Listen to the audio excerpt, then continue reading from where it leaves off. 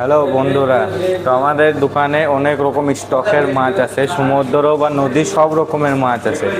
এমন এমন মাছ আছে যেটা গ্রামে দেখাই যায় না, যেরকম এরকম। এটা অনেকজনা তেলেপিয়া মনে করবে বা কই মাছও মনে করবে, কিন্তু এটা সেরকম কোনো মাছ না। এটা একটা নদীর মাছ, অনেক ডিমান্ডেড। 540 টাকা কিলো পাওয়া যায় এটা। এটা যেরকম পিঙ্ক কালার আছে, অনেকজনা তো লোটে মাছও মনে করে, কিন্তু সেরকমও না। এটাও একটা ডিমান্ডেড মাছ, 300 টাকা দাম।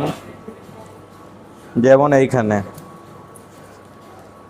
এটাও নদীর মাছ, অনেকজনা এটা ব্রিকেট বা মৃগ মনে করে, বা সেরকম কিছু না। এটাও একটা নদীর মাছ, এটাও 400 টাকা কিলো আছে।